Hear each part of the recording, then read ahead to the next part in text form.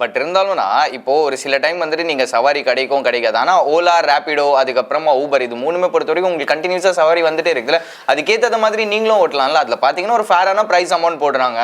அதே மாதிரி அவனும் ஒரு கமிஷன். கார்பரேட் கம்பெனியார் வந்து எங்களுக்கு சவாரி கொடுக்கறதுக்கு கவர்மெண்ட் எதுக்கு, நாங்கள் எதுக்கு எஃப்சி பண்ணணும், நாங்கள் எதுக்கு இன்சூரன்ஸ் கட்டணும்?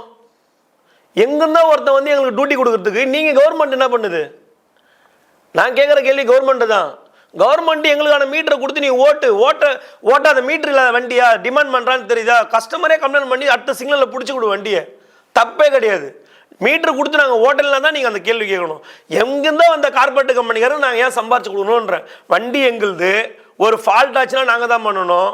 எல்லாமே நாங்கள் பண்ணிவிட்டு அவனுக்கு எதுக்கு நாங்கள் சம்பாரிச்சு கொடுக்கணும்னா என் கேள்வி, வேறு ஒன்றுமே கிடையாது. அப்புறம் நாங்கள் எதுக்கு மாதம் எஃப்சி இன்சூரன்ஸ் எல்லாம் பண்ணுறோம்? ஏன் நம்ம கவர்மெண்ட்டுக்கு கட்டுறோம்? கவர்மெண்ட்டுக்கு நாங்கள் கட்டுறோம். அப்போ நாங்கள் ஓலா ஊபர்கிட்டே போய்ட்டுருமே. ஓலா ஊபர் எஃப்சியா மாற்றி ஓலா ஊபர் எஃப்சியா மாற்றிடலாம். ஆமாம், டெய்லி 30 ரூபா கொடுக்குறோங்க. ஒரு நாளைக்கு 30 ரூபா, நம்ம வருஷத்துக்கு எவ்வளோ ஆச்சு பிரதர்? வருஷத்துக்கு என்ன ஆச்சு? அப்போ இந்த அமௌண்ட் ஒரு அமௌண்ட்டு, நாங்கள் எஃப்சி பண்ணுறது ஒரு அமௌண்ட்டு, இது எல்லாமே சேர்த்து எங்களுக்கு என்ன எவ்வளோ லாஸ் ஆகுது பார்த்தீங்களா?